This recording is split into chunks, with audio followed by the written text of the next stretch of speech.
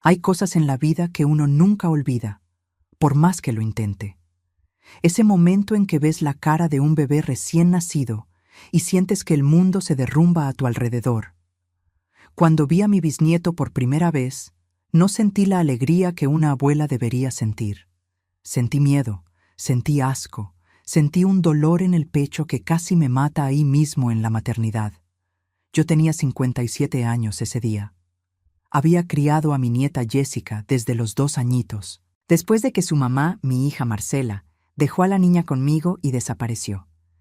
Trabajé como condenada, vendiendo gorditas para darle de comer a esa niña, para darle ropa, para darle estudios. Ella era mi vida.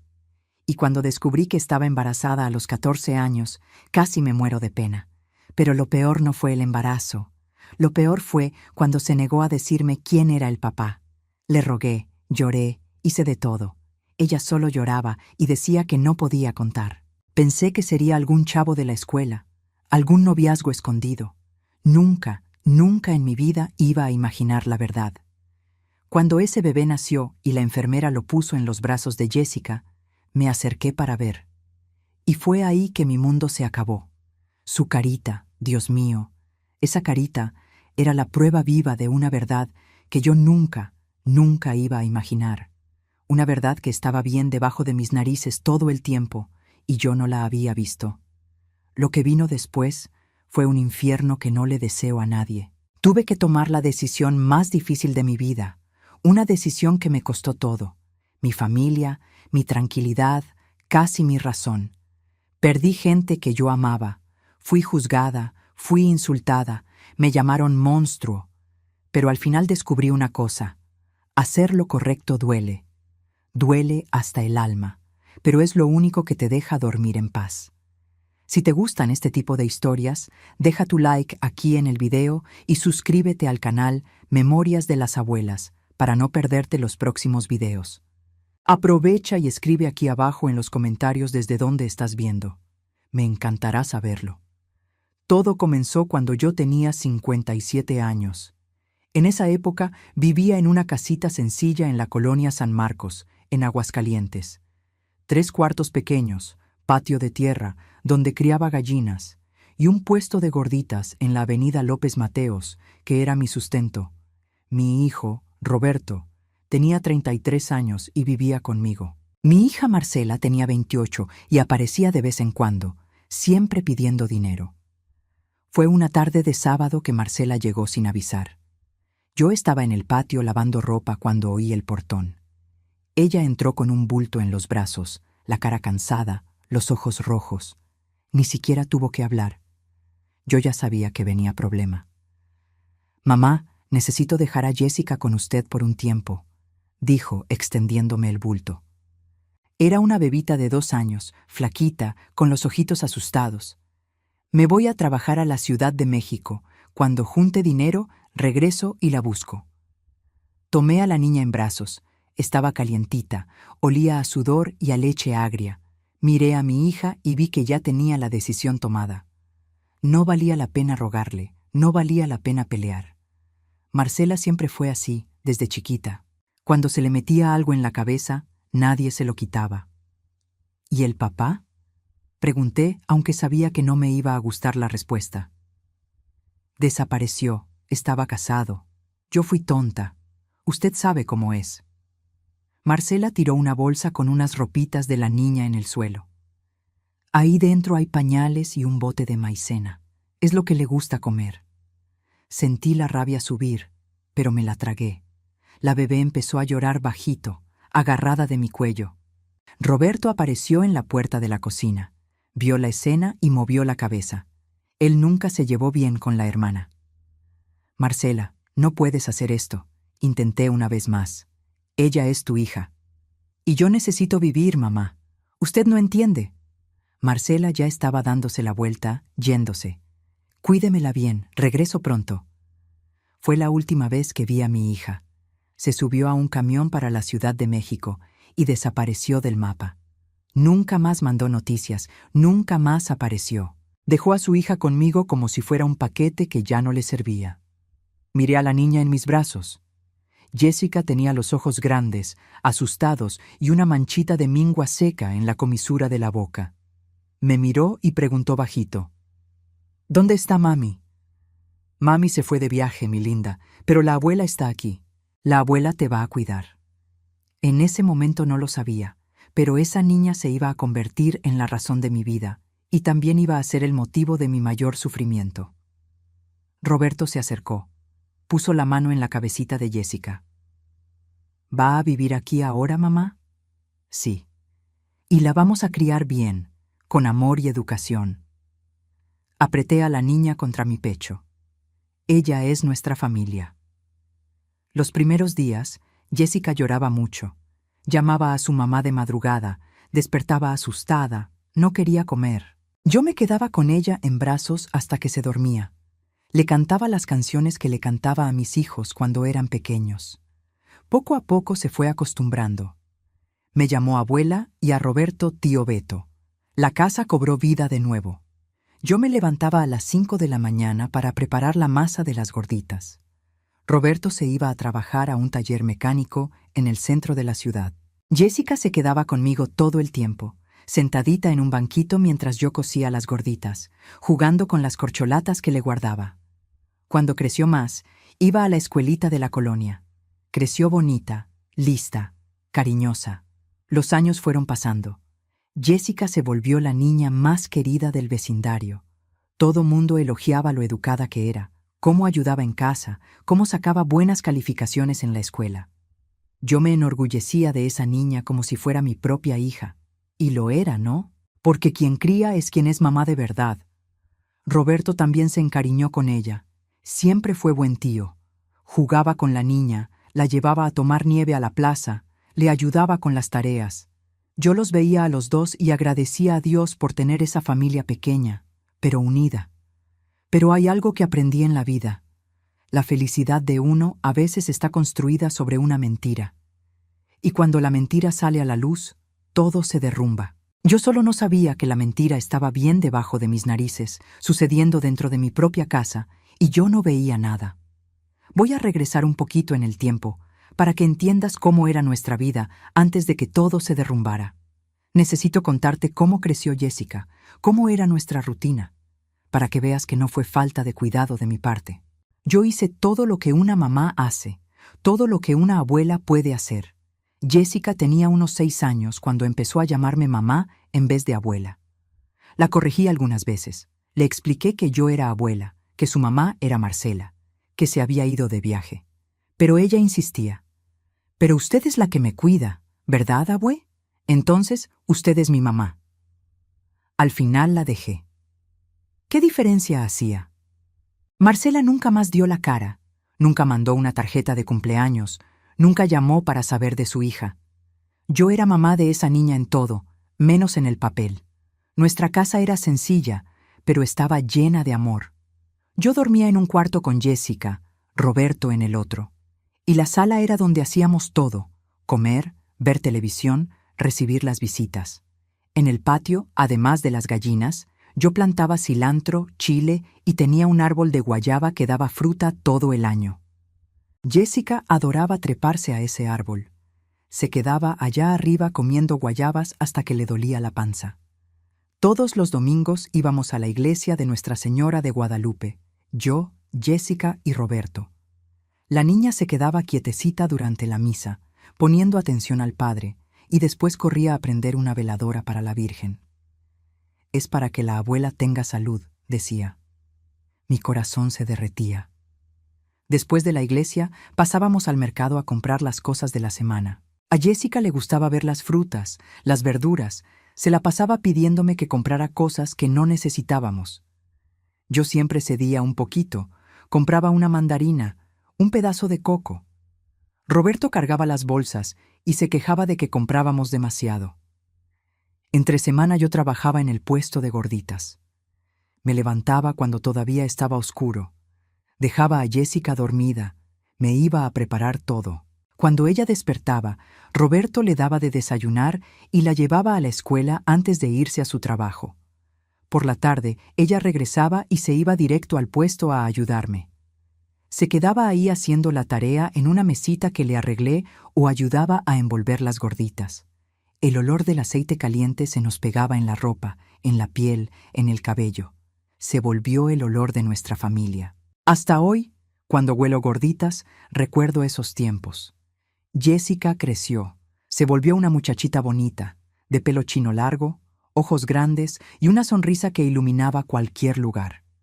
Los chavos de la escuela empezaron a fijarse en ella, pero yo siempre fui firme. Estudios primero, novio después. No vas a repetir el error de tu mamá. Ella me obedecía en todo. Nunca fue de dar problemas, nunca me faltó al respeto, nunca llegó tarde a casa. Era estudiosa, sacaba buenas calificaciones, soñaba con ser enfermera algún día. Yo me sentía tan orgullosa que a veces hasta lloraba cuando estaba sola, pensando en cómo esa niña que su mamá abandonó se había convertido en una persona tan especial. Roberto también estaba creciendo. Salió del taller y empezó a trabajar en una refaccionaria. Ganaba mejor.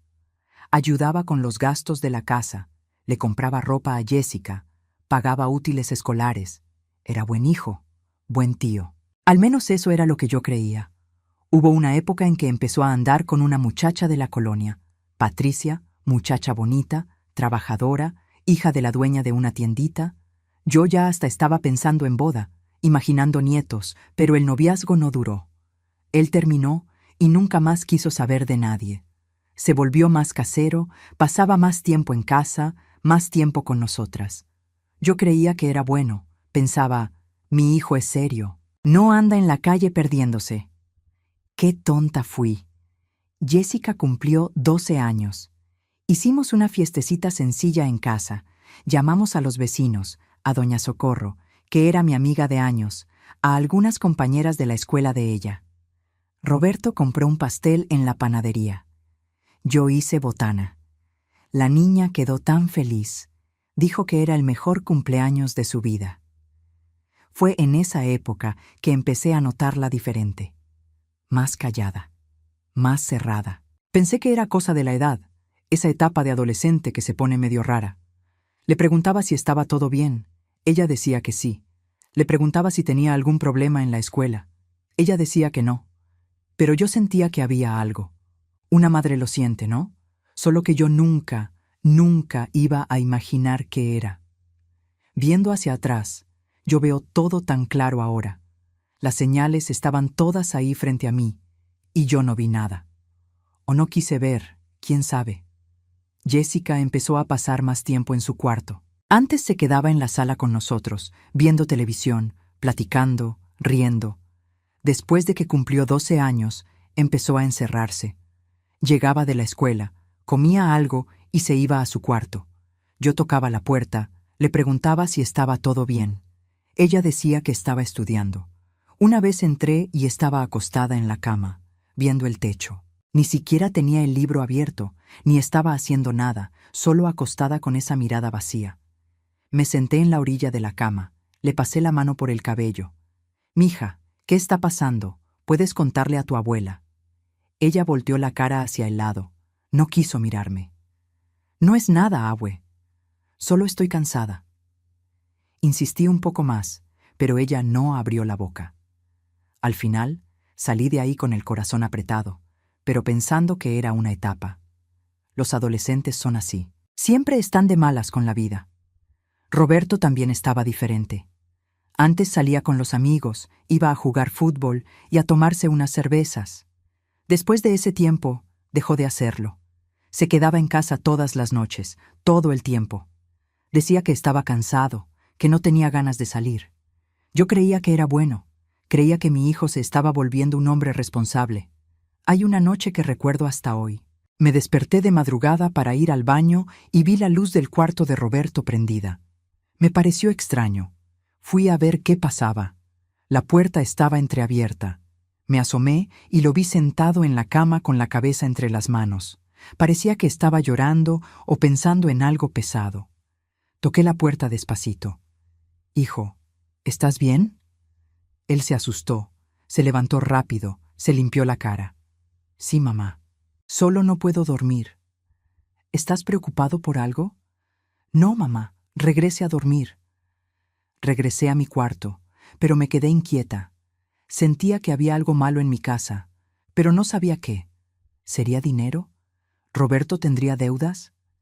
¿Jessica estaría sufriendo bullying en la escuela? Hablé con doña Socorro, mi vecina y amiga de siempre. Ella tenía una hija de la edad de Jessica. Conocía bien esas cosas de adolescentes. Le conté que la niña estaba rara, diferente. Cidalia, los adolescentes son así. Son las hormonas. Es una etapa. De aquí a poco pasa. Ella estaba tejiendo en su portal, las manos rápidas con las agujas. Mi Katia también está insoportable. No quiere hablar conmigo. Solo quiere estar en su cuarto escuchando música. Me sentí un poco aliviada. Si era normal, entonces no había de qué preocuparse. Pero entonces empezó otra cosa. Jessica dejó de comer bien. Antes comía bien, hasta era golosa. Después empezó a picotear la comida en el plato. Decía que no tenía hambre. Adelgazó bastante. La ropa le empezó a quedar floja. Jessica, tienes que comer, niña. Te estás quedando en los puros huesos. No tengo hambre, abue. Pero no has comido nada en todo el día. Al menos come un poco de arroz. Ella comía 2 bocados y empujaba el plato. Yo me quedaba viendo aquello con el corazón partido, sin saber qué hacer. Roberto empezó a ponerse más atento con ella. A veces yo los veía platicando bajito en la sala cuando yo estaba en la cocina. Cuando yo llegaba, paraban de hablar y se quedaban callados. Yo creía que era bonito. Creía que mi hijo estaba siendo buen tío, consolando a la niña en esa etapa difícil. Qué ciega fui, qué tonta. Hubo un día en que doña Socorro me llamó. Cidalia, ¿puedo decirte algo? Claro, comadre. ¿Qué pasó? Ella miró a los lados como si tuviera miedo de que alguien escuchara. Es sobre Jessica. Katia me contó algo que me está dejando preocupada. Mi corazón se aceleró. ¿Qué pasó? ¿Está con problemas? No sé si es verdad, pero Katia dijo que vio a Jessica llorando en el baño de la escuela.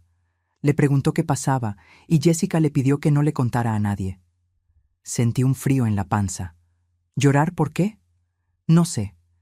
Katia no supo explicar bien, pero dijo que Jessica parecía muy asustada. Esa noche enfrenté a Jessica.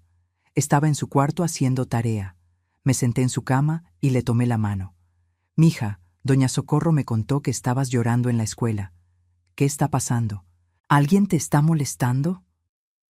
Ella se puso blanca. Los ojos se le llenaron de lágrimas de inmediato. No, abue, no es nada de eso. Entonces, ¿qué es? Cuéntame. Por el amor de Dios, me estás dejando preocupada. Ella abrió la boca para hablar por un segundo. Pensé que iba a contar, pero entonces movió la cabeza y empezó a llorar. No puedo contar, abue. No puedo. ¿Por qué no puedes? Sea lo que sea, lo resolvemos juntas. Usted no va a entender. Nadie va a entender. La abracé. La dejé llorar en mi regazo hasta que ya no le quedaban lágrimas. Pero no habló nada. Guardó el secreto que la estaba matando por dentro y yo, sin saber, estaba dejando que aquello continuara. Pasaron algunos meses y la situación solo empeoró. Jessica tenía 13 años, casi 14, y parecía que cargaba el mundo en los hombros. Ya no sonreía, ya no jugaba, ya no tenía ese brillo en los ojos. Se volvió una sombra de la niña alegre que era. En la escuela, las calificaciones empezaron a bajar. La maestra me mandó llamar un día. Dijo que estaba preocupada. Doña Cidalia, Jessica siempre fue una de las mejores alumnas. Pero de un tiempo para acá, no pone atención en clase, no hace los trabajos, se la pasa viendo a la nada. Lo sé, maestra. No sé qué le está pasando. Trato de hablar con ella, pero no se abre conmigo. La maestra se me quedó viendo con ese gesto de quien quiere decir algo, pero no sabe si debe. Al final suspiró. Mire, no quiero hablar de más, pero ¿será que no tiene algún problema en casa? ¿Algún pariente haciéndole algo? Mi sangre se heló. ¿Cómo dice, maestra? Es que hay casos, ¿no? Niñas que cambian de comportamiento así, de repente, a veces es porque están sufriendo algún tipo de abuso dentro de la propia casa. Sentí una rabia subir. En mi casa no pasa nada de eso. Yo la cuido muy bien y mi hijo también. Nosotros protegemos a esa niña. La maestra levantó las manos. Perdón, doña Cidalia. No quise ofender. Es que tenemos que pensar en todas las posibilidades, ¿no? Salí de ahí con el corazón apretado. ¿Abuso en mi casa? Imposible. Yo conocía a mi hijo, conocía mi casa, no había nada malo ahí. Pero la semilla de la duda había sido plantada. Empecé a fijarme más en las cosas, y fue ahí que vi unos detalles extraños. Tipo, Roberto siempre le daba regalos a Jessica. Una blusa nueva, un labial, un cuaderno bonito. Yo creía que era cariño de tío, pero entonces me di cuenta de que le daba regalos casi todas las semanas y siempre le pedía que no me contara. Es sorpresa, no le digas a tu abuela. Tipo, Jessica ya no quería quedarse sola con Roberto. Antes, cuando yo iba al mercado, los dejaba en casa sin problema. Ahora ella siempre buscaba una excusa para ir conmigo. Abue, voy con usted. Le ayudo a cargar las bolsas. Tipo, Roberto se ponía nervioso cuando yo llegaba a casa sin avisar. Una vez regresé del puesto más temprano porque me estaba sintiendo mal. Abrí la puerta de la sala y los dos estaban ahí sentados en el sillón, alejados el uno del otro. Brincaron cuando me vieron. Roberto se levantó rápido, se fue a su cuarto. Jessica se puso blanca. ¿Qué estaban haciendo?, pregunté. Nada, abue. Estábamos viendo televisión. Pero la televisión estaba apagada. Miré a Jessica tratando de entender. Ella desvió la mirada, empezó a mover las manos, nerviosa. Quise preguntar más, pero ella salió corriendo a su cuarto y cerró la puerta con llave. Fui al cuarto de Roberto. Toqué la puerta. Hijo, ¿puedo hablar contigo? Él abrió. Estaba sudado, medio incómodo. Hola, mamá, ¿qué pasó? ¿Qué estaba pasando en la sala? Nada, mamá, estábamos platicando. ¿Platicando de qué? De la escuela de ella. Me pidió ayuda con un trabajo. Hablaba demasiado rápido, sin mirarme a los ojos. Algo no estaba cuadrando, pero yo no sabía qué. ¿Habrían peleado? ¿Roberto le habría regañado por las malas calificaciones? ¿Está todo bien entre ustedes?, insistí. Sí, mamá, todo está normal. Usted está viendo cosas. Yo quería creer. Quería tanto creer que todo estaba bien. Pero en el fondo, allá bien en el fondo, algo gritaba que no estaba. Esa noche, acostada en la cama con Jessica a mi lado, me quedé viéndola dormir. O intentando dormir, porque se movía mucho, gemía bajito, parecía que estaba teniendo pesadillas. Le pasé la mano por el cabello tratando de calmarla. «Está todo bien, mija. ¿La abuela está aquí?» Ella abrió los ojos, me miró con ese gesto asustado. «Abue, usted nunca me va a dejar, ¿verdad?» «Nunca, mi amor. Yo voy a cuidarte para siempre». «¿Y si yo hago algo muy malo, usted todavía me va a querer?» Mi corazón se apretó. «Jessica, tú nunca harías nada muy malo. Tú eres una niña buena». Ella se volteó de espaldas, encogió el cuerpo. «Usted no sabe nada, abuela. Usted no sabe». Quise preguntarle qué quería decir con eso, pero ya había cerrado los ojos, fingiendo que estaba dormida. Y yo me quedé ahí en la oscuridad, sintiendo que estaba perdiendo a mi nieta, y no sabía cómo detenerla. Los días fueron pasando, y yo seguía trabajando en el puesto, vendiendo gorditas, tratando de mantener la normalidad. Pero no había nada de normal. Jessica casi no comía, casi no hablaba, casi no salía de su cuarto. Roberto se quedaba cada vez más en casa, más pegado a nosotras. Y yo en medio de todo aquello, sin saber que lo peor todavía estaba por venir, que la verdad iba a ser mucho más terrible de lo que yo podía imaginar. Fue doña Socorro quien me dio el consejo. «Cidalia, lleva a esa niña con un médico. Puede ser depresión.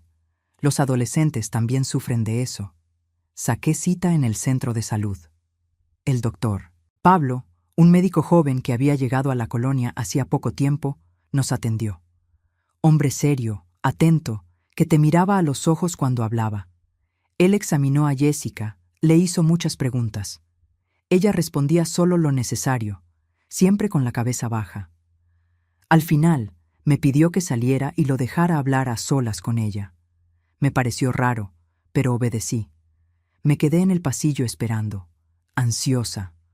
Cuando se abrió la puerta, Jessica salió con la cara roja como si hubiera llorado. El médico me llamó para adentro. Doña Cidalia, su nieta está pasando por algo difícil. No me quiso contar qué, pero es serio. Usted necesita estar pendiente de ella. Doctor, ¿ella le dijo algo?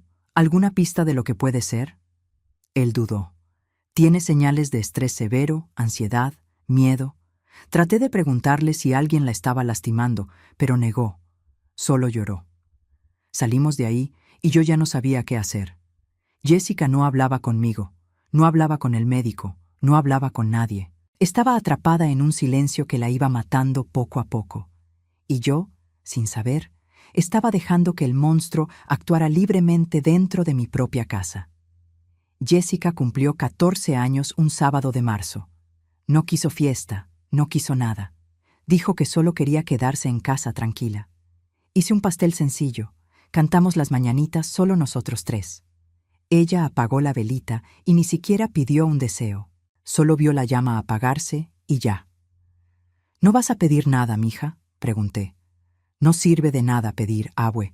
No se va a cumplir de todos modos. Roberto se quedó callado todo el tiempo. Comió un pedazo de pastel y se fue a su cuarto. Jessica también desapareció pronto. Me quedé ahí sola, viendo los restos de la fiestita sin fiesta, preguntándome dónde se había ido mi familia. Pasaron unas semanas. Una mañana me desperté y Jessica no estaba en la cama. Escuché un ruido que venía del baño. Estaba ahí vomitando. Toqué la puerta. «Jessica, ¿te sientes mal?» «Sí, abue. Creo que fue algo que comí. Había vomitado el día anterior también y el otro. Pensé que era una infección, gripa, qué sé yo. Le hice té de hierbabuena, se lo di de tomar. Pero continuó. Fue doña Socorro quien me abrió los ojos. Estaba en su casa tomando café, contándole que Jessica estaba con náuseas todas las mañanas. Ella me miró seria. «Cidalia, ¿ya pensaste que puede ser embarazo?» El mundo se detuvo. «¿Qué? No, no puede ser. Tiene 14 años, ella no anda con nadie. Pero, ¿estás segura absoluta de eso? Las niñas de su edad...» Me levanté de ahí y salí sin terminar el café. Regresé a casa con el corazón latiendo que parecía que se me iba a salir por la boca. Imposible. Jessica era virgen. Nunca había tenido novio, nunca salía sola. Estaba siempre conmigo o en casa, pero la duda había entrado. Y la duda es como el comején. Va royendo por dentro hasta derrumbar todo. Esperé a que regresara de la escuela. Cuando llegó, la llamé a la cocina. Roberto estaba trabajando, todavía no llegaba. Era el momento. «Jessica, siéntate aquí, necesito hablar contigo». Ella se sentó ya con esa mirada asustada. Sabía que no era una plática buena. «Mija, estás vomitando todas las mañanas desde hace una semana. Tienes el pecho adolorido. Estás mareada». Ella se puso blanca, empezó a temblar. «Sí, abue, pero es solo malestar. ¡Ya se me pasa! Jessica, mírame». Le agarré las manos que estaban heladas. «¿Estás embarazada?» El silencio que cayó fue ensordecedor. Ella empezó a llorar. Ese llanto desesperado de quien ya no aguanta cargar un peso. Y yo supe, antes de que hablara, yo supe. «Sí, ¿verdad? Estás embarazada». Ella asintió con la cabeza, sollozando. Sentí que el suelo desaparecía debajo de mis pies. Mi nieta, mi niña, 14 años, embarazada. ¿Cómo? ¿Cuándo? ¿Con quién? ¿Quién fue, Jessica? ¿Quién te hizo esto? Ella movió la cabeza, llorando más todavía. «No puedo decir, abue, no puedo». «¿Cómo que no puedes? ¿Alguien te obligó? ¿Fue algún chavo de la escuela? ¿Alguien te lastimó?» «No, abue, no fue así». «Entonces, ¿cómo fue? Explícame». Pero ella solo lloraba, no soltaba una palabra. Era como si tuviera un candado en la boca. Me quedé ahí abrazándola, tratando de entender. Si no fue en la escuela, ¿fue dónde? ¿En la calle? Pero ella casi no salía de casa, se quedaba en el puesto conmigo o en casa. No tenía tiempo de ver a nadie, de estar con nadie, a menos que, Dios mío, a menos que fuera alguien que estaba dentro de casa. El pensamiento vino y lo empujé muy lejos. No, imposible. Mi hijo no. Él jamás, jamás. Jessica, ¿fue alguien de aquí de la casa? La forcé a mirarme. ¿Fue?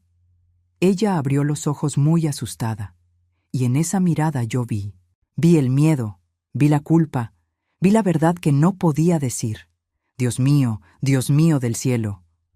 La solté, me levanté, empecé a caminar de un lado a otro. No puede ser lo que estoy pensando. Abue, por favor, no preguntes más, no preguntes. Estaba desesperada, agarrándose de mi ropa. Te lo suplico. Escuché la puerta de entrada abrirse. Roberto había llegado del trabajo. Entró a la cocina silbando de su manera alegre. Cuando nos vio ahí, se detuvo. ¿Qué pasó? Lo miré. Mi hijo, 33 años, siempre fue buen muchacho, siempre cuidó de nosotras. No podía ser él, no podía. Jessica se siente mal. La voy a llevar al médico mañana. Mi voz salió temblando. Él miró a Jessica, que estaba con la cabeza baja, encogida. ¿Quieres que vaya con ustedes?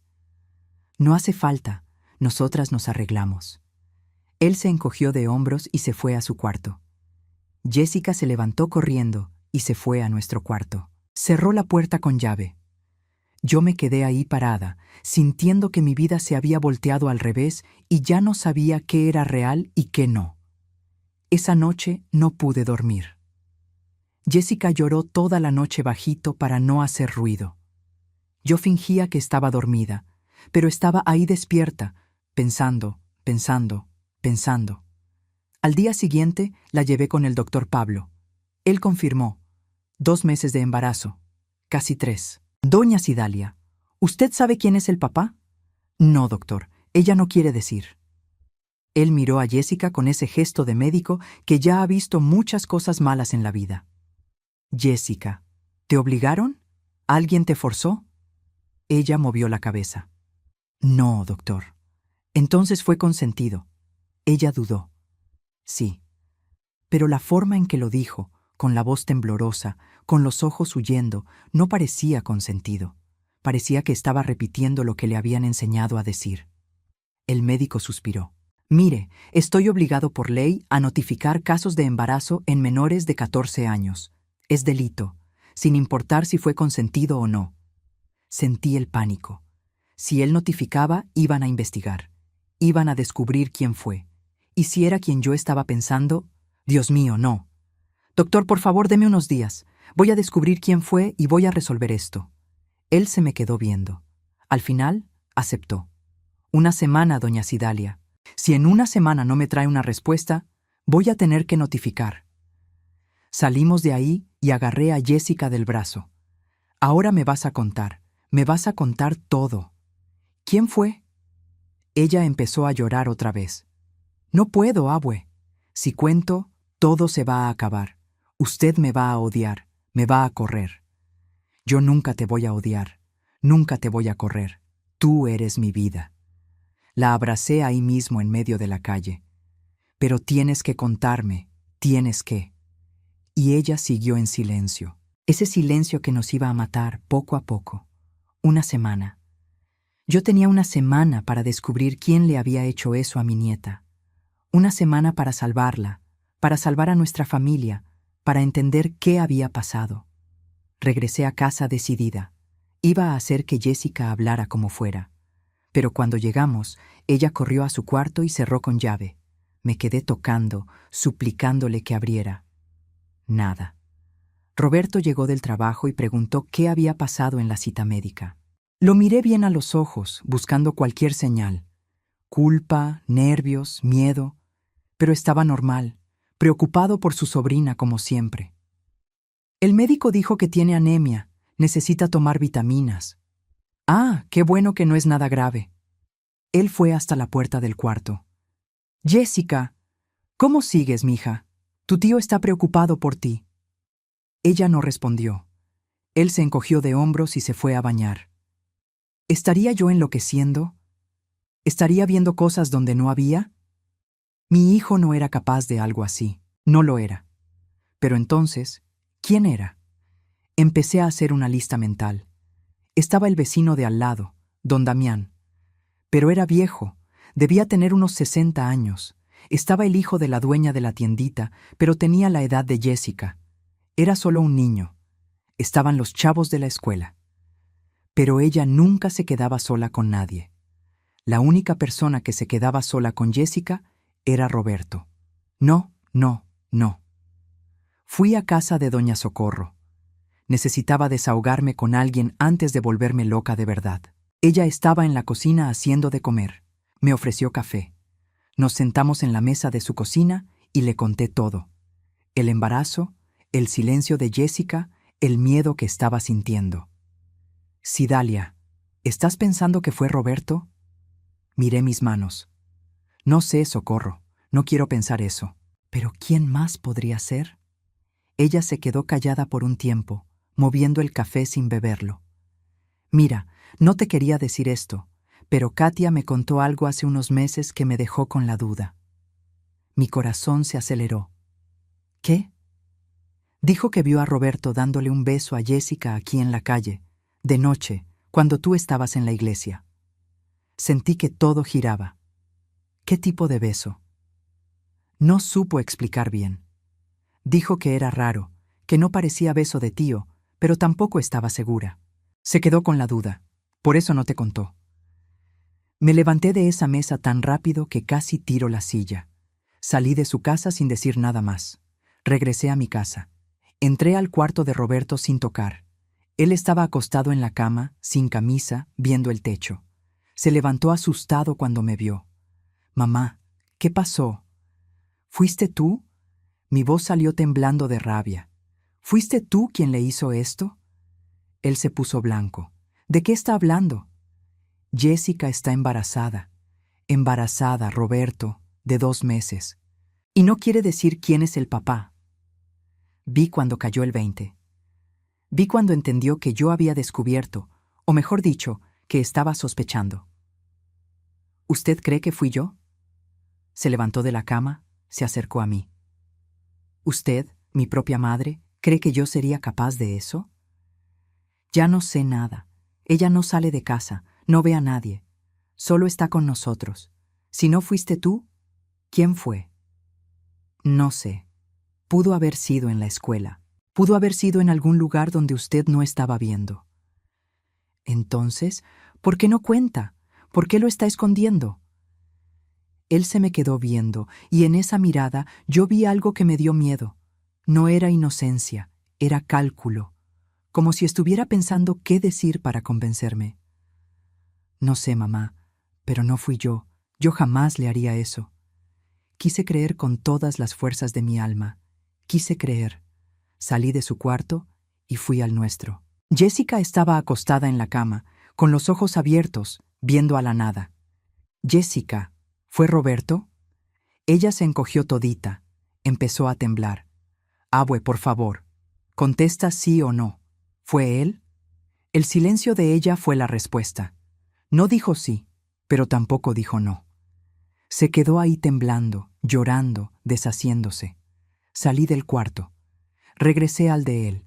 Entré sin tocar otra vez. Sal de mi casa. Él me miró sin entender. ¿Qué? Sal de mi casa ahora. Agarra tus cosas y vete. No te quiero aquí. Mamá, ¿se volvió loca? Yo no hice nada. Entonces jura. Jura por Dios que no fuiste tú. Él abrió la boca para hablar. La cerró. La volvió a abrir y no pudo jurar. Eso. Vete ahora. Él se me quedó viendo. Había rabia en esa mirada. Rabia de haber sido descubierto. Usted se va a arrepentir de esto. Va a destruir a esta familia por nada. Quien destruyó a esta familia fuiste tú. Él agarró una mochila, metió unas ropas dentro y salió azotando la puerta.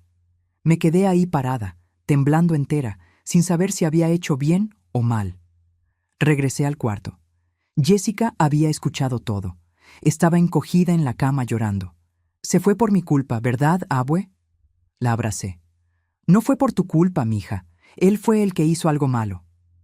Pero yo lo dejé, abue. Yo dejé que pasara. Mi corazón se partió. Tú tienes 14 años. Eres una niña. Él es el adulto. Él era el que debía saber qué estaba bien y mal. Esa noche dormimos abrazadas. Ella lloró hasta dormirse de cansancio. Yo me quedé ahí abrazándola, jurándome a mí misma que iba a proteger a esa niña, aunque me costara todo. Pero lo peor todavía estaba por venir, porque Roberto regresó al día siguiente. Tocó la puerta, pidió hablar, y cuando hablamos, confesó algo que me hizo querer morir. Me desperté al día siguiente con el ruido de alguien tocando la puerta. Era temprano. El sol apenas estaba saliendo. Jessica estaba dormida a mi lado, cansada de tanto llorar. Me levanté con cuidado para no despertarla y fui a ver quién era. Era Roberto. Traía la misma ropa del día anterior, ojeras profundas, el cabello despeinado. Parecía que no había dormido en toda la noche. Mamá, necesito hablar con usted. No hay nada de qué hablar. Ya te dije que te fueras. Por favor, 5 minutos. Después, si usted quiere, me voy para siempre y nunca más regreso. Lo miré, a mi hijo, un niño que crié sola, que pasé hambre para darle de comer, que me desvelé cuando estaba enfermo. ¿Cómo había llegado a esto? Abrí la puerta y lo dejé entrar. Fuimos a la cocina. No le ofrecí café, no le ofrecí nada. Nos sentamos uno frente al otro. Habla de una vez lo que tienes que hablar. Él se quedó callado por un tiempo, viendo sus manos. Cuando levantó los ojos hacia mí, vi que estaba llorando. Mamá, necesito confesar algo. Ya no aguanto guardar esto. Mi corazón se aceleró. ¿Qué? Fui yo. Yo fui quien embarazó a Jessica. Aunque ya lo sabía, aunque ya sospechaba, oír esas palabras salir de su boca fue como recibir un balazo en el pecho. No pude hablar nada. Me quedé ahí paralizada viéndolo. Empezó cuando ella cumplió 12 años. Juro que no lo planeé, mamá. No fue algo que yo quisiera hacer, pero pasó. ¿Cómo que pasó? La rabia empezó a subir. Estas cosas no pasan de la nada. Tú tomaste una decisión. Lo sé. Sé que estuvo mal, pero yo me enamoré de ella. No es solo atracción, es amor de verdad. Sentí ganas de vomitar. ¿Amor?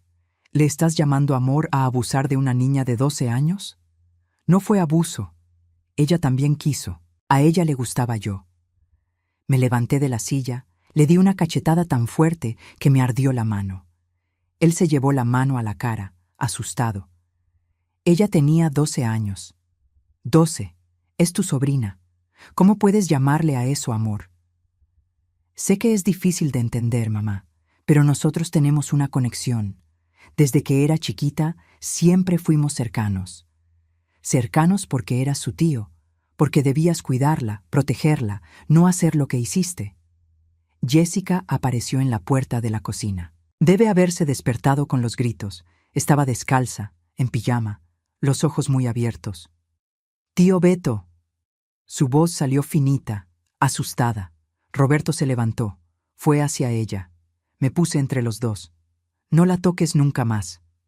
«Mamá, por favor, déjeme explicar bien». «No hay explicación. Eres un monstruo, un criminal». Jessica empezó a llorar. «Abue, no es culpa de él. Yo también lo dejé. Yo también quería». La miré con el corazón partido, tan joven, tan manipulada, creyendo que aquello era su culpa. «Mija, tú no querías nada. Él te engañó. Él se aprovechó de que eras una niña». «Pero me gusta, abue. Lo amo». Roberto sonrió como si aquello fuera la prueba de que tenía razón. Y fue en esa sonrisa que vi quién era realmente mi hijo. No estaba arrepentido. Estaba creyendo que todo aquello era normal, era correcto. ¿Ves, mamá? Nos amamos. Sé que es difícil de aceptar, pero es la verdad. La verdad es que eres un abusador y te voy a denunciar. La sonrisa desapareció. Usted no va a hacer eso. Sí voy. Voy a la policía hoy mismo. Si hace eso, va a destruir a esta familia, va a meter a su propio hijo a la cárcel. ¿Y para qué? Jessica no se lo va a agradecer. Lo va a odiar. Miré a Jessica. Estaba pálida, temblando. ¿Es verdad, abue? ¿Lo va a denunciar? Sí, porque es lo correcto. Pero yo no quiero. Si hace eso, nunca más le voy a hablar. Sus palabras dolieron más que cualquier cosa, pero yo sabía que estaba hablando por miedo, por manipulación. No era su voz verdadera. Vas a entender algún día, Jessica. Cuando seas más grande, vas a entender que hice esto para protegerte. Roberto dio un paso hacia adelante. Mamá, piénselo bien. Si denuncia, el bebé va a nacer y se lo van a quitar a Jessica. Lo van a poner en un albergue. ¿Es eso lo que quiere? No había pensado en eso. El bebé, mi bisnieto, hijo de mi hijo con mi nieta, una criatura que ni siquiera había pedido nacer en toda esta confusión. Yo voy a cuidar al bebé y a Jessica. Voy a asumir mi responsabilidad. Roberto hablaba como si estuviera ofreciendo una solución. Podemos vivir juntos, criar al niño, ser una familia. ¿Estás loco? ¿Crees que voy a permitir eso? Entonces, ¿qué va a hacer? ¿Entregarme a la policía y dejar a Jessica sola, embarazada a los 14 años, sin papá para su hijo? Me quedé sin respuesta, porque tenía razón en algo. Si yo denunciaba, iba a armar un lío terrible. Jessica iba a sufrir, el bebé iba a sufrir, todos iban a sufrir. Pero si no denunciaba, él iba a seguir, iba a creer que podía hacer aquello sin consecuencias, iba a destruir más vidas. Sal de mi casa ahora, mamá. Vete y no vuelvas más. Necesito pensar. Él miró a Jessica una última vez, como esperando que ella dijera algo, pero se quedó callada, solo llorando. Él salió, cerrando la puerta despacio. Me quedé ahí parada, sintiendo el peso del mundo en mis hombros. Jessica vino y me abrazó. Abue, no lo haga, no lo entregue. No sé qué hacer, mija, ya no sé nada. Pasamos todo el día en casa, encerradas.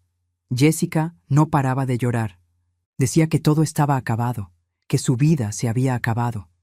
Yo trataba de consolar, pero ¿cómo consolar cuando yo misma estaba destruida? De noche, acostada en la cama, tomé mi decisión. No iba a ser fácil. Iba a doler como nada nunca dolió. Pero tenía que hacerlo. Por la mañana iba a la delegación, iba a contar todo. Iba a entregar a mi propio hijo. Antes de ir a la delegación, yo necesitaba entender todo. Necesitaba saber exactamente qué había pasado desde el principio. No podía denunciar sin estar absolutamente segura de cada detalle. Me senté con Jessica en la cama, le agarré las manos. Mija, me vas a contar todo desde el principio. ¿Cómo empezó esto? Ella movió la cabeza. Abue, no quiero hablar de eso. Pero vas a tener que hablar. Si no es conmigo, va a ser con la policía y es mejor que sea conmigo primero. Ella se quedó callada por mucho tiempo. Cuando empezó a hablar, su voz salió tan bajita que tuve que acercarme más para oír. Empezó cuando cumplí 12 años, poco después de mi cumpleaños. Yo estaba en el cuarto haciendo tarea y él entró. Dijo que quería hablar conmigo de algo importante. Mi corazón ya estaba apretado, pero la dejé continuar. Se sentó en la cama y dijo que yo había crecido mucho, que me estaba volviendo una muchachita bonita. Me pareció raro, pero él siempre fue cariñoso, entonces no pensé nada malo. Entonces él me agarró la mano y dijo que le gustaba mucho, no como tío, sino como hombre. Cerré los ojos. No quería oír el resto, pero necesitaba. Yo me quedé sin entender nada. Le pregunté de qué estaba hablando. Él dijo que se había enamorado de mí, que no podía dejar de pensar en mí. Dijo que estaba mal, que no podíamos contarle a nadie, pero que el amor era más fuerte. ¿Y tú? ¿Qué dijiste? Yo no sabía qué decir. Era una niña, abuela. No entendía nada de esas cosas. Él era el tío que yo amaba, que me cuidaba. Si él estaba diciendo que aquello era amor, le creí. Las lágrimas rodaron por mi cara. Mi hija, mi pobre niña. Me besó ese día. Fue el primer beso de mi vida. Dijo que teníamos que guardar el secreto porque la gente no iba a entender. Iban a querer separarnos. Prometí que no iba a contar. ¿Y después qué más pasó? Ella respiró hondo, temblando. Empezó a venir al cuarto todas las noches cuando usted ya estaba dormida. Se quedaba platicando conmigo, besándome. Decía que yo era especial, que yo era el amor de su vida. Yo me sentía importante, ¿sabe? Nunca nadie me había hecho sentir así. ¿Cuándo fue que él hizo lo demás? Unos meses después. Yo todavía tenía 12 años. Dijo que cuando dos personas se aman, están juntas completamente. Yo tenía miedo, pero dijo que iba a ser cariñoso, que no me iba a lastimar. Y te lastimó de todas las formas posibles. Le lastimó el alma, la inocencia, el futuro. Jessica, sabes que eso no fue amor, ¿verdad? El amor de verdad no hace que una niña guarde secretos. El amor de verdad no se aprovecha de quien es más débil. Pero él dijo que era amor. Dijo que iba a cuidarme para siempre. Mintió, mija. Te manipuló. Tú eras una niña y él era un adulto. Él sabía que estaba mal. Por eso pidió secreto. Ella empezó a llorar otra vez. Ese llanto de quien está empezando a ver la verdad y duele demasiado. ¿Continuó todo este tiempo hasta que quedaste embarazada? Ella asintió con la cabeza. Todas las noches o por las tardes cuando usted salía. Él siempre buscaba la forma y siempre decía que me amaba, que un día íbamos a poder estar juntos de verdad. ¿Y cuando descubriste que estabas embarazada? Me desesperé. Le conté y él también se desesperó. Dijo que teníamos que tener cuidado, que usted no podía descubrir, pero la panza empezó a crecer y no pude esconderlo. La tomé en brazos, la abracé como hacía cuando era chiquita. Nada de esto es tu culpa, Jessica. Nada. Tú eras una niña que fue engañada por un adulto que debía protegerte. Nos quedamos ahí abrazadas, llorando juntas. Yo por la inocencia que había perdido, ella por la vida que nunca iba a poder vivir.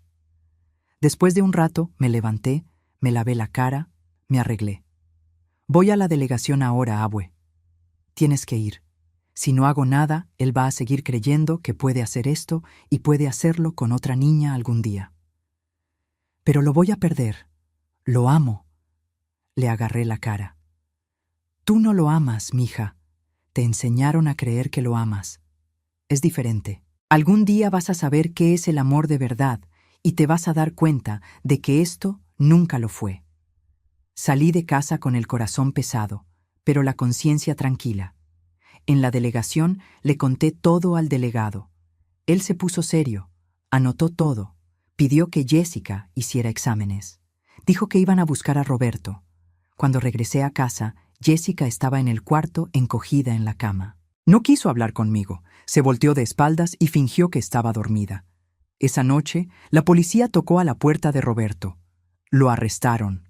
Se lo llevaron esposado frente a toda la gente de la calle. Los vecinos salieron a ver, cuchicheando, señalando. Me volví motivo de chismes en todo el vecindario. Algunos días después, Jessica hizo el examen médico legal. Confirmó todo. El embarazo, las señales de que había tenido relaciones, todo. Roberto confesó en la delegación, pero dijo que era amor, que ella también quería, como si eso hiciera diferencia. Los meses fueron pasando, la panza de Jessica creciendo, ella entrando en depresión, dejando de comer, de hablar, de vivir. Yo tratando de cuidarla, tratando de trabajar, tratando de mantener todo en pie mientras el mundo se derrumbaba.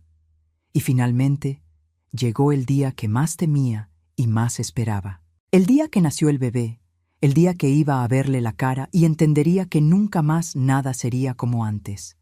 Era una madrugada de diciembre cuando Jessica se despertó sintiendo dolor. Tenía 8 meses y medio de embarazo. La llevé corriendo al Hospital Público de Aguascalientes, el mismo donde ella había nacido. Estuvimos horas ahí. Jessica gritando de dolor, yo agarrándole la mano, las enfermeras yendo y viniendo, hasta que finalmente por la mañana temprano nació el bebé. Era un niño. La enfermera lo limpió, lo envolvió en una cobijita y lo llevó hasta Jessica. Mi nieta miró a su hijo con los ojos vacíos, sin ninguna emoción. No quiso cargarlo. Volteó la cara hacia el lado. «Jessica, ¿no quieres ver a tu hijo?», preguntó la enfermera. «No, llévatelo». La enfermera me miró sin saber qué hacer. Le hice señas de que me lo trajera. Ella lo puso en mis brazos, y fue ahí que mi mundo se acabó por segunda vez. Su carita era igualita a la de Roberto cuando era bebé. Yo tenía foto de mi hijo recién nacido guardada en una caja en casa. La misma frente ancha, los mismos ojos rasgados, la misma marquita de nacimiento chiquita del lado izquierdo. Era la cara del papá, la prueba viva de lo que había pasado. Sentí que las piernas se me aflojaban. Me senté en la silla al lado de la cama de Jessica, todavía con el bebé en brazos. Él lloraba bajito, buscando el pecho, buscando consuelo, pero su mamá no quería ni verlo. «Jessica, mira a tu hijo, míralo». «No quiero, quítamelo de encima».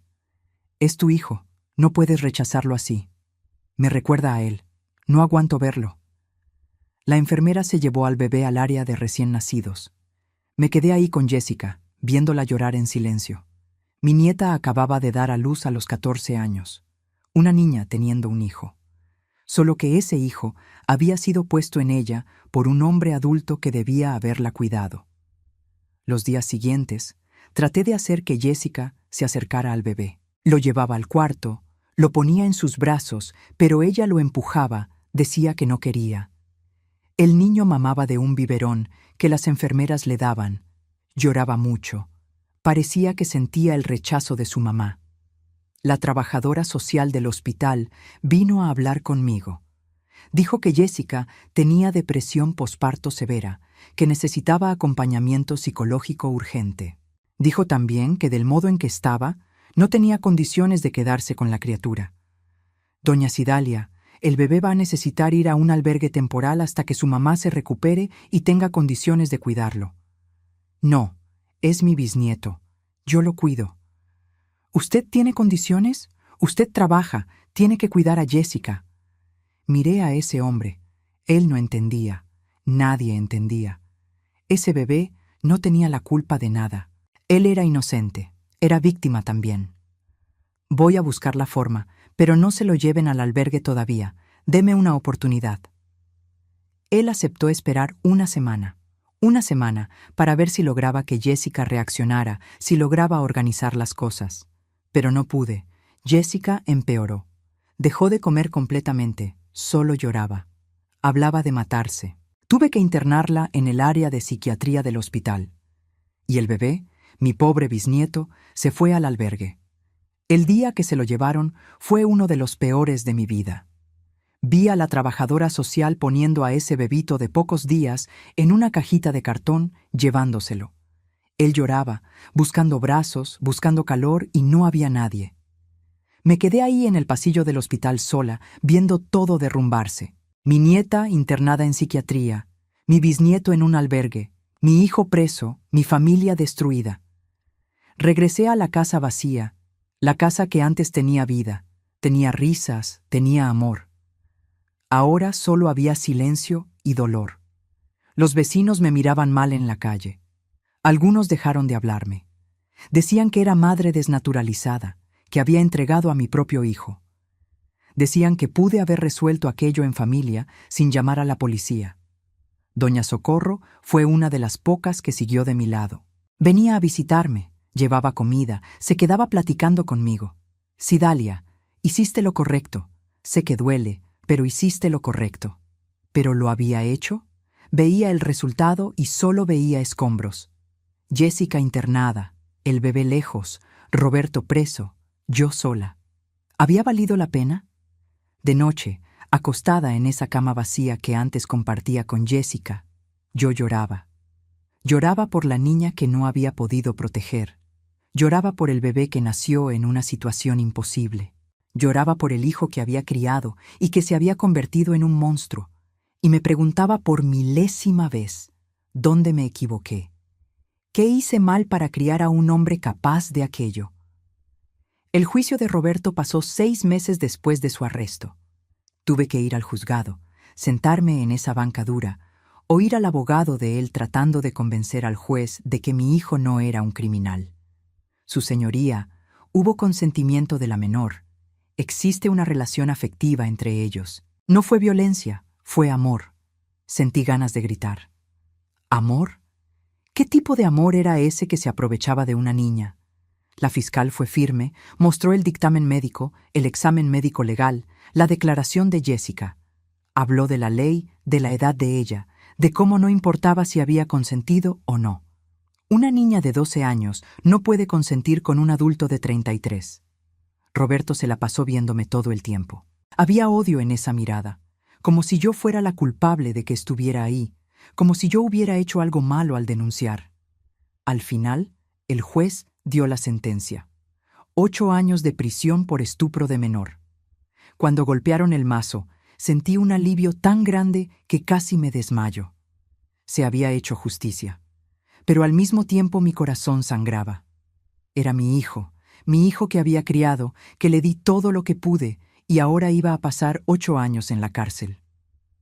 Roberto fue llevado por los policías. Antes de salir, se volteó hacia mí y gritó: «Usted va a pagar por esto. Usted destruyó mi vida».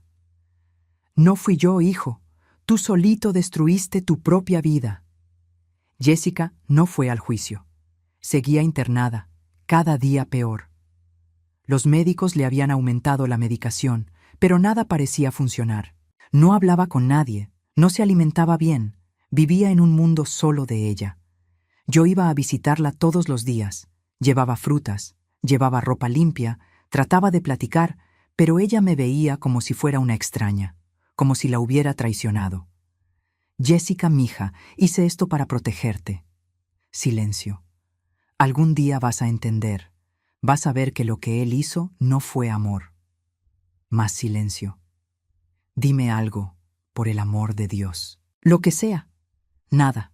Un día finalmente habló, pero no fue lo que yo quería oír. La odio.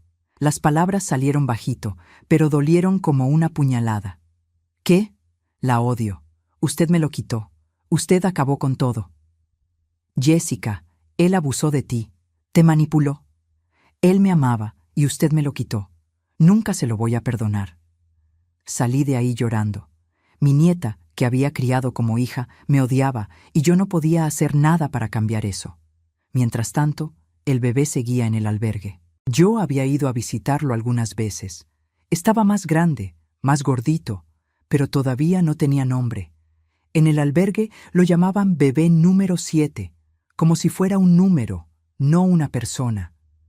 Hablé con la trabajadora social sobre conseguir la custodia, pero ella fue clara. «Doña Cidalia, usted trabaja todo el día. Su nieta está enferma. ¿Cómo va a cuidar a un bebé?» Busco la forma. Ya crié a 2 hijos sola. Crié a mi nieta. Sé cuidar niños. Pero usted ya no es joven y las circunstancias son difíciles. Tal vez sea mejor dejar que el bebé sea adoptado por una familia que pueda darle todo. Adoptado. Mi bisnieto iba a ser criado por extraños. Iba a crecer sin saber de dónde venía, quién era su familia. No, no podía dejar que eso pasara. Pero tampoco tenía dinero para contratar abogado. El dinero que junté durante años se había ido pagando hospital, medicinas para Jessica, transporte para ir y venir de las visitas. Mi puesto de gorditas estaba prácticamente abandonado. No tenía tiempo de trabajar, de vender, de ganar dinero. Las cuentas empezaron a atrasarse. La luz fue cortada 2 veces. El agua también. Pedí ayuda a mis hermanos, pero ellos tenían sus propias vidas, sus propios problemas. Dieron un dinero aquí y allá, pero no era suficiente. Una noche sentada en la oscuridad de mi casa, porque no había apagado la luz, miré alrededor y vi mi vida hecha pedazos. Sola, sin dinero, con mi nieta odiándome, mi bisnieto en un albergue, mi hijo preso. ¿Había hecho bien? ¿No hubiera sido mejor resolver en familia, como decían los vecinos? ¿Correr a Roberto, fingir que no pasó nada, criar al bebé y seguir con la vida? Pero entonces recordé su mirada, la forma en que hablaba de Jessica. Es amor. Realmente lo creía, Y si yo hubiera dejado pasar, iba a seguir creyéndolo. Iba a pensar que podía hacer aquello de nuevo con otra persona. No, había hecho bien, aunque me costara todo, aunque me costara mi familia. Fue doña Socorro quien me dio la idea. Estaba en su casa desahogándome sobre la situación del bebé cuando habló. Cidalia, ¿y ese terreno que dejó tu mamá? ¿No tienes la parte de la herencia? Me había olvidado completamente. Cuando mi mamá murió unos 10 años atrás, dejó un terreno pequeño en el campo para dividir entre mí y mis 3 hermanos. Cada uno se quedó con un pedazo. Yo nunca había vendido el mío porque no necesitaba. Pero ahora, es verdad, tengo ese terrenito en Calvillo. Entonces véndelo, usa el dinero para contratar un buen abogado y buscar la custodia de tu bisnieto. Parecía simple, pero no lo era, porque para vender necesitaba la firma de todos los hermanos, ya que el terreno todavía estaba a nombre de mi mamá, y yo sabía que al menos 2 de ellos no iban a querer vender. Fui a visitar a mi hermano mayor, José Carlos. Vivía en la Ciudad de México, tenía una vida buena, trabajaba en una empresa grande. Le expliqué toda la situación. José, necesito dinero para contratar un abogado. Necesito sacar a mi bisnieto del albergue. Si vendemos el terreno... Me miró con lástima. Cidalia, lo que hiciste con Roberto estuvo muy mal. Entregar a tu propio hijo a la policía. Eso no se hace. Él abusó de Jessica. Ella tenía 12 años. Pero eran solo ustedes. Nadie tenía que saber. Pudiste haberlo resuelto de otra manera. Sentí la rabia subir. ¿Qué otra manera? ¿Hacerme de la vista gorda? ¿Dejarlo seguir creyendo que estaba bien? Pudiste haberlo corrido, prohibirle que regresara. No tenías que meter a la policía, hacer todo este escándalo. Me di cuenta de que no iba a servir de nada discutir. Entonces, ¿no vas a firmar? No voy. Ese terreno es herencia de nuestra madre. No lo voy a vender para pagar esta locura tuya. Salí de ahí destrozada. Fui a casa de mi hermana menor, Marlene. Vivía en Zacatecas. Tenía 3 hijos. Le conté todo de nuevo. Para mi sorpresa, me abrazó. Cidalia, hiciste lo correcto. Fuiste valiente. Mucha gente hubiera escondido, hubiera fingido que no vio, pero tú no. Sentí las lágrimas venir. Finalmente alguien que entendía. Yo sí firmo. Y más, te quedas con mi parte de la herencia también. Úsala para sacar a tu nieto, para cuidarlo. Marlene, no puedo aceptar eso. Sí puedes, es lo correcto. Estás sola en esta batalla. Yo quiero ayudar. Mi otro hermano, Antonio, también aceptó darme su parte. Cidalia, sabemos que tú siempre fuiste la más luchona. Criaste a tus hijos sola, criaste a Jessica. Si alguien merece esa herencia, eres tú. Úsala para hacer el bien. Con 3 partes del terreno, logré venderlo. Un hombre de Calvillo quería comprarlo para hacer una cría de chivos. Pagó 30,000 pesos de contado. Era mucho dinero, más dinero del que había visto junto en toda mi vida. Agarré ese dinero y me fui directo a un despacho de abogados que doña Socorro me recomendó. El LIC. Enrique, un abogado joven pero serio, me atendió. Le conté toda la historia. Él anotó todo, hizo preguntas, pidió documentos. Al final me miró y dijo: Doña Cidalia, no va a ser fácil. El bebé nació de una situación de abuso. Jessica es menor de edad y tiene problemas psicológicos. Usted tiene edad avanzada y no tiene ingresos estables, pero vamos a intentar. ¿Cuánto cobra? $15,000. Era la mitad del dinero que tenía, pero no dudé. Está bien, empecemos. El LIC. Enrique metió el proceso pidiendo la custodia del bebé. Argumentó que yo era la abuela que había criado a Jessica, que tenía condiciones de cuidar. Pidió que la justicia reconociera que era mejor para la criatura quedarse con la familia que ser adoptado por extraños. Mientras esperaba que avanzara el proceso, seguí visitando al bebé en el albergue. Ahora iba 2 veces por semana, lo cargaba, le daba biberón, le cambiaba el pañal. Ya tenía 4 meses y empezaba a reconocer a la gente. Cuando me veía, abría una sonrisita chimuela que me derretía el corazón. La abuela está aquí, mi amor. La abuela no te va a abandonar. Las cuidadoras del albergue eran cariñosas, pero tenían muchos niños que cuidar. Mi bisnieto pasaba la mayor parte del tiempo en la cuna, solo. Lloraba mucho. Yo veía y el corazón me dolía. Pronto te vienes a casa, mijo. Pronto vamos a estar juntos. Pero los meses iban pasando y el proceso no avanzaba. El juez pidió evaluación psicológica mía, evaluación social de mi casa, un montón de papeles. Todo tardaba, todo era burocracia. Mientras tanto, Jessica empezó a mejorar un poco, no mucho, pero lo suficiente para recibir el alta del hospital psiquiátrico. Regresó a casa conmigo, todavía tomando medicamentos, todavía callada y cerrada, pero al menos en casa. Traté de hablarle del bebé. Jessica, tu hijo está en el albergue. ¿No lo quieres ver? No. Es tu hijo. Te necesita.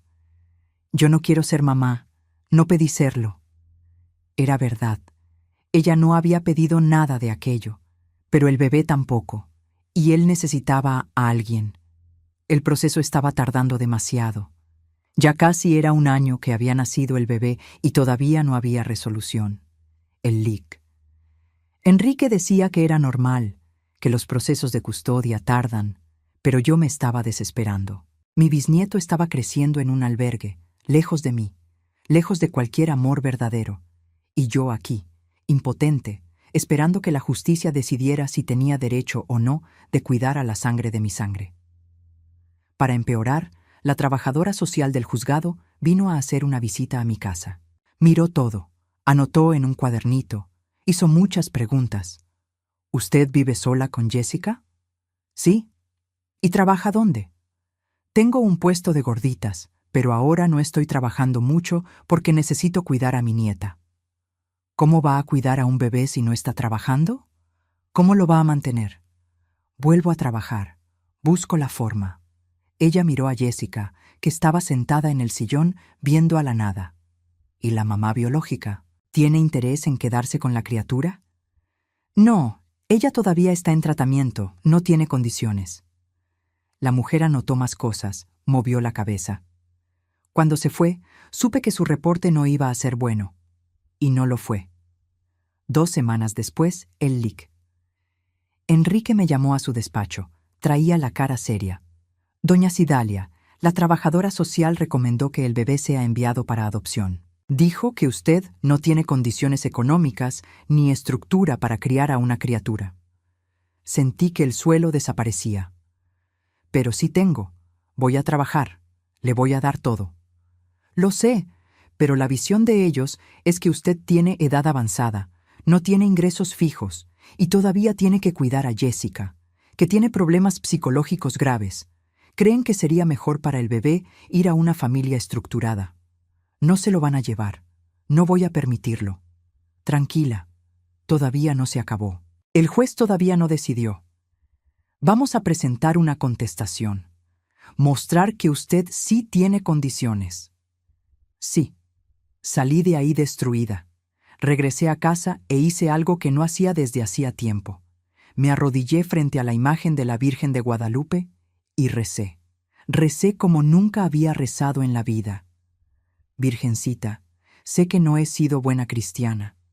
Hace tiempo que no voy a la iglesia bien. Hace tiempo que no hago mis rezos. Pero estoy necesitando ayuda.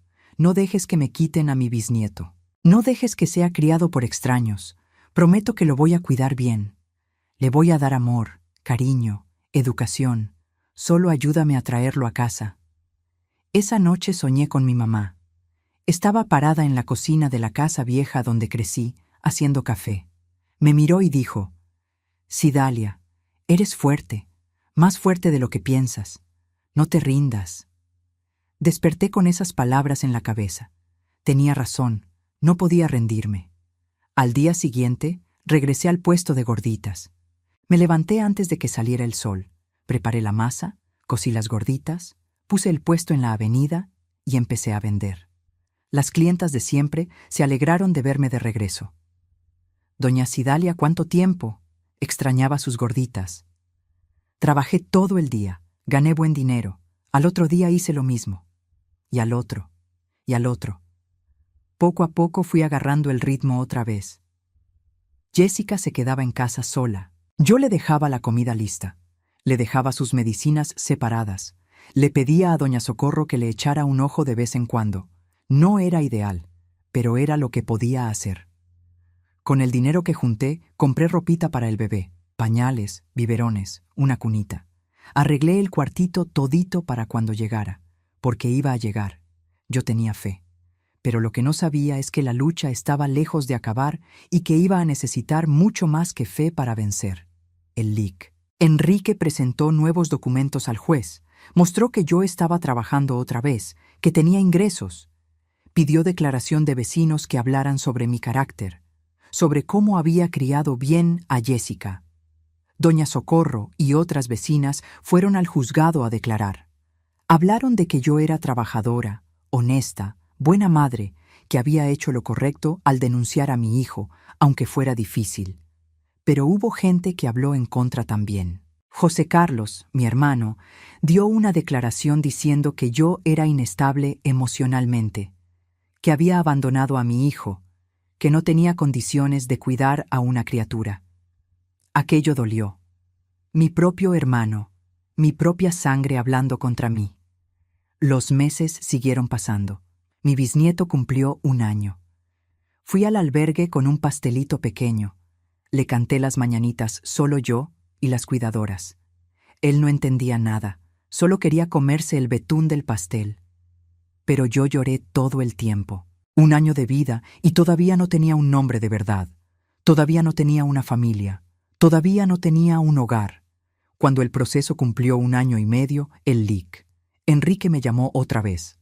Doña Cidalia, hay una audiencia programada para el mes que entra. El juez va a decidir. Es nuestra última oportunidad. Salí de ahí con miedo y esperanza mezclados. Era ahora.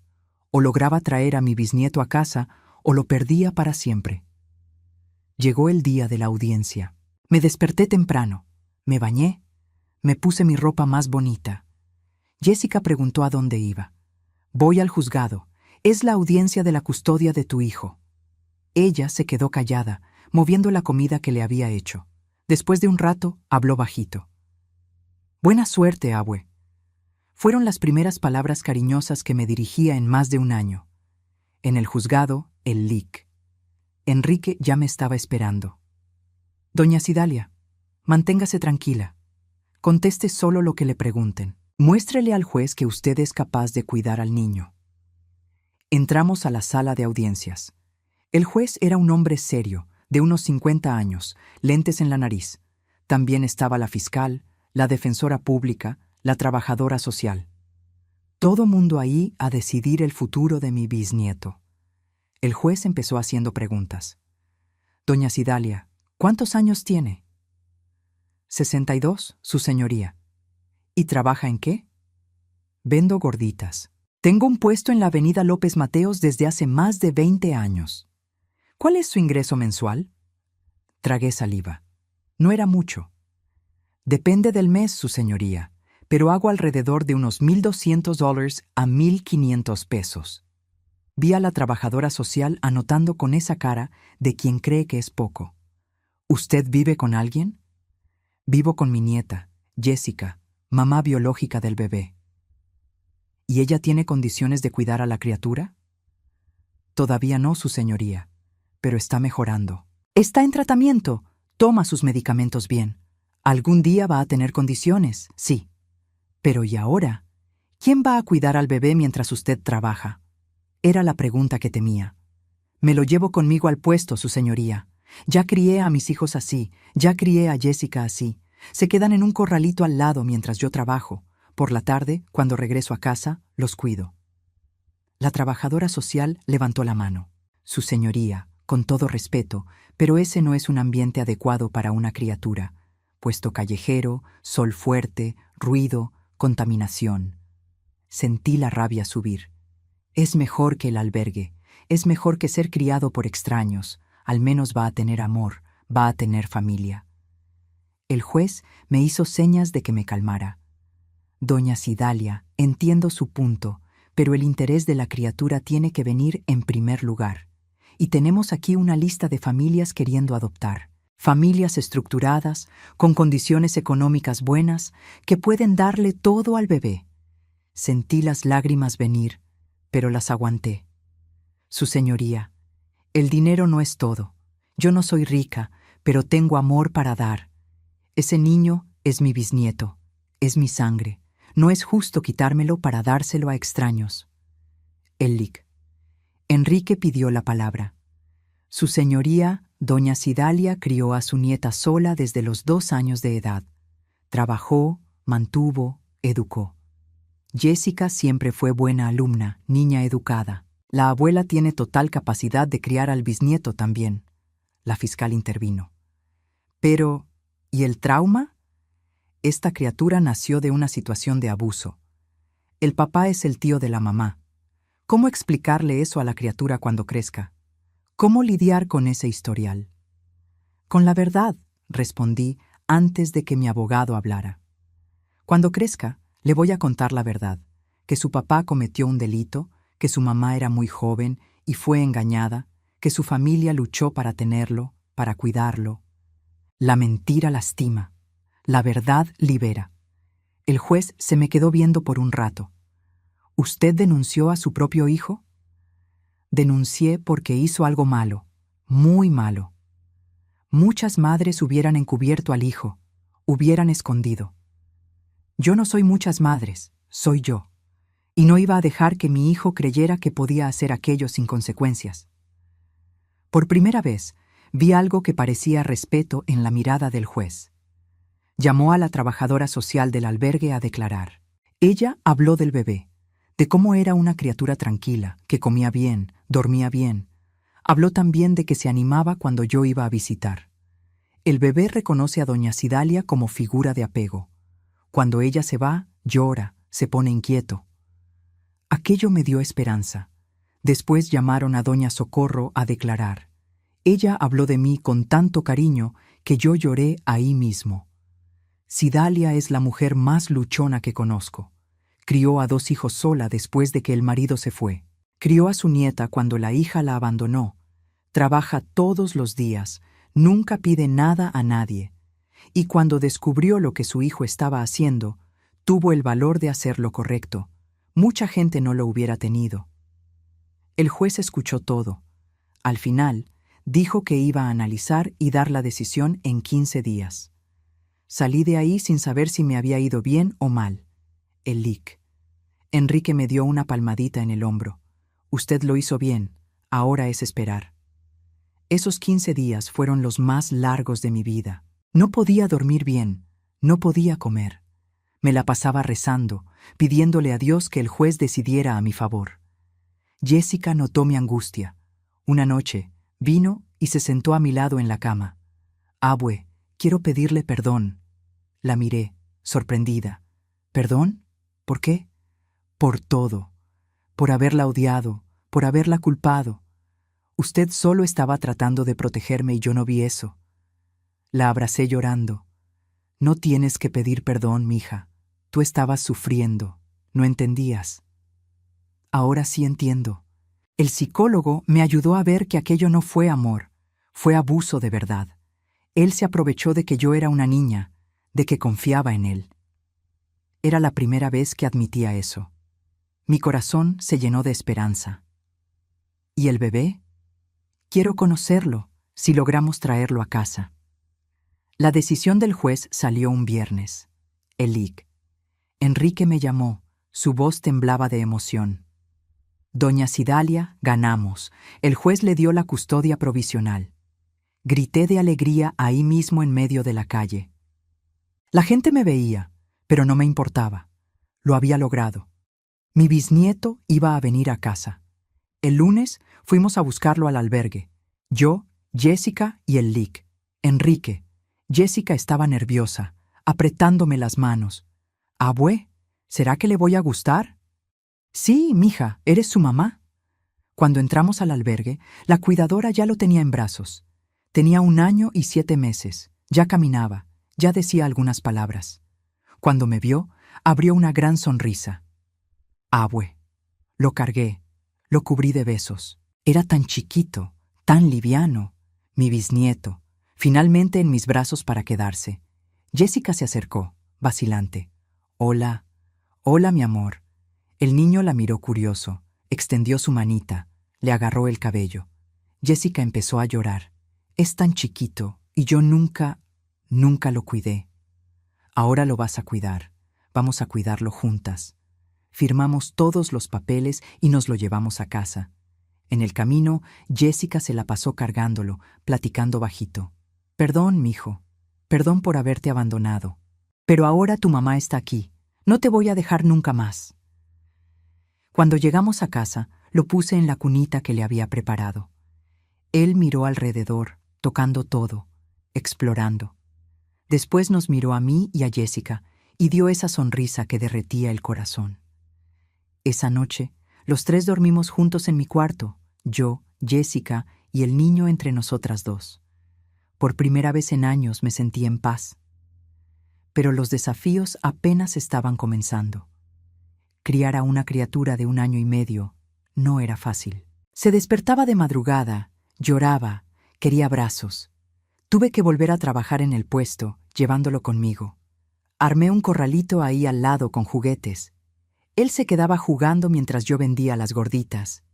Jessica empezó a ayudar. Por la mañana se quedaba con él en casa, le daba de comer, le cambiaba el pañal. Por la tarde, cuando yo regresaba, ella se iba a la escuela. Había vuelto a estudiar. Estaba haciendo la prepa abierta para terminar el bachillerato. Pero la casa en San Marcos se estaba volviendo imposible. Los vecinos seguían viéndome mal, haciendo chismes. Siempre que pasaba, escuchaba cuchicheos. Ahí va la que entregó al hijo. Pobrecita de Jessica, criando al hijo de su tío. Un día, doña Socorro me llamó. Cidalia, tienen que irse de aquí, irse a otra colonia, empezar de nuevo lejos de todo este chisme. Tenía razón, necesitábamos un nuevo comienzo de verdad. Todavía me quedaban unos 12,000 pesos de la venta del terreno. Los había guardado, gastando solo lo necesario. Con ese dinero, di enganche para una casita en Villas de Nuestra Señora, una colonia del otro lado de la ciudad. 3 cuartitos pequeños, sala, cocina, patio. Nada de lujo, pero era nuestra. El día de la mudanza fue emocionante. Puse nuestras cosas, que eran pocas, en un camión de fletes. Jessica llevaba al niño en brazos. Miré la casa vieja una última vez. Tenía tantos recuerdos ahí, buenos y malos, pero era hora de dejarlos atrás. En la casa nueva arreglamos todo con cariño.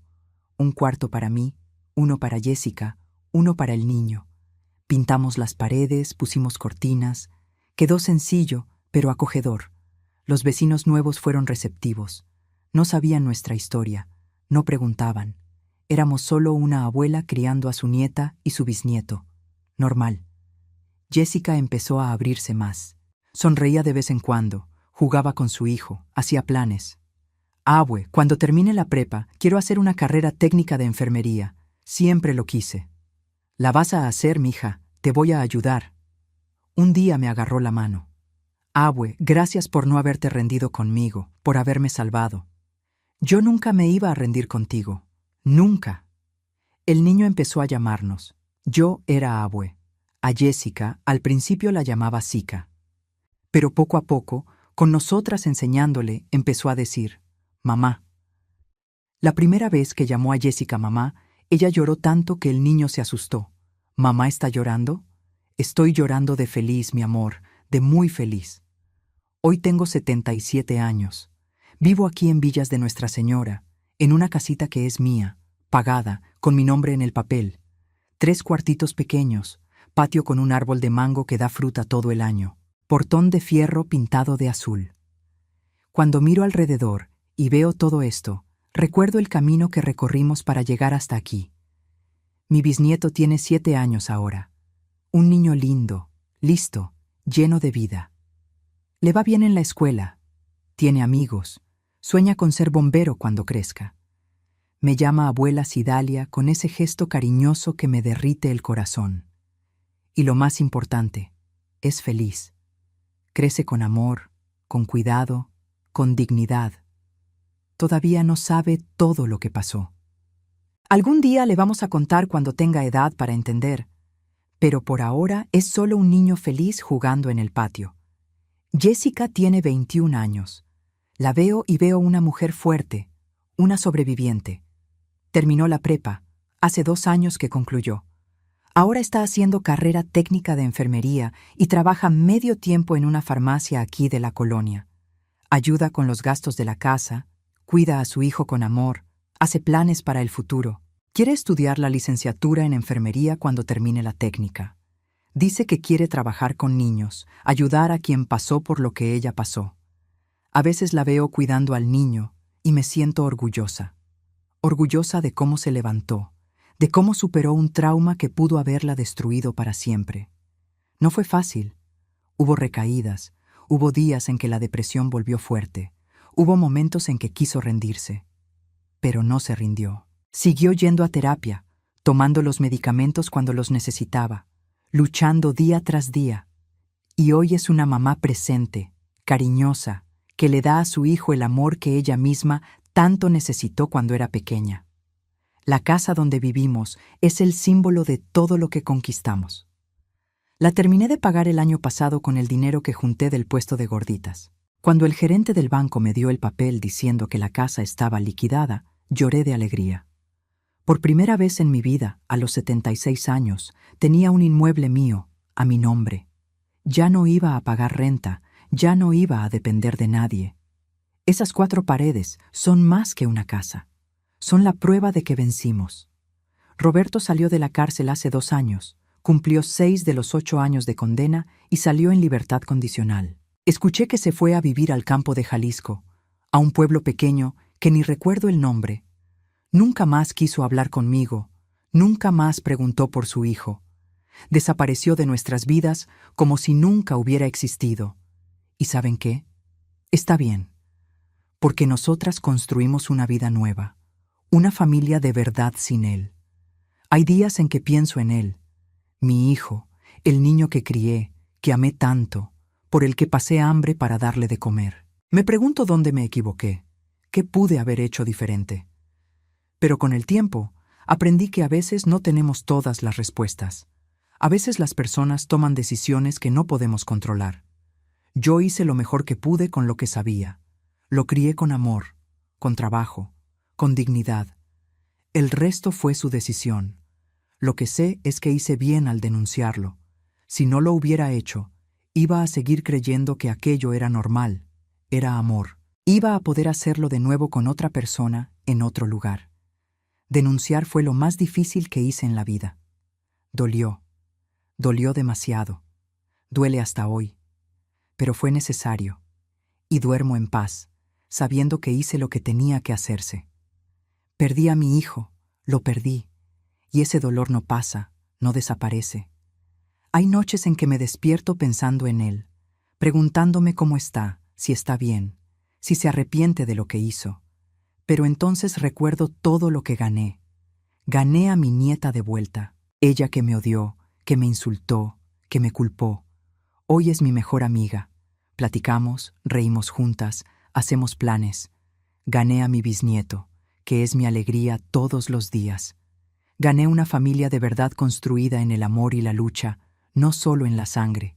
Doña Socorro sigue siendo mi amiga. Viene aquí a casa cada mes. Tomamos café, platicamos de la vida. Ella fue la única que nunca me abandonó, que siempre estuvo de mi lado.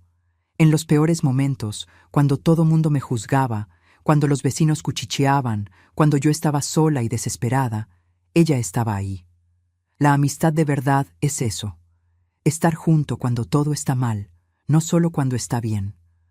Mis hermanos Marlene y Antonio, que me dieron su parte de la herencia cuando más la necesité, también mantienen contacto. Vienen a visitarme de vez en cuando. Llaman para saber cómo estamos. Les agradezco todos los días por haberme ayudado en ese momento. Sin ese dinero, no hubiera podido pagar al abogado. No hubiera podido traer a mi bisnieto a casa. A José Carlos, que habló contra mí en el proceso, lo perdoné. No hablamos mucho, pero no guardo rencor. Guardar rencor solo le hace daño a uno mismo. Sigo vendiendo gorditas. Ya no necesito, La casa está pagada. Jessica trabaja. Nos arreglamos bien, pero me gusta. Es mi trabajo, mi independencia, mi orgullo. Me levanto temprano, preparo la masa, voy a mi puesto en la avenida. Mis clientas de siempre siguen siendo fieles. Algunas me conocen desde hace más de 20 años. Son como una segunda familia. Y cuando regreso a casa por la tarde, cansada pero satisfecha, sé que viví un día más con dignidad. Viendo hacia atrás, veo todo lo que sufrimos. La traición de Roberto, el embarazo de Jessica, su depresión, el bebé en el albergue, la lucha por la custodia, los vecinos juzgando, los hermanos dando la espalda, las noches sin dormir, los días sin comer, la desesperación que parecía no tener fin.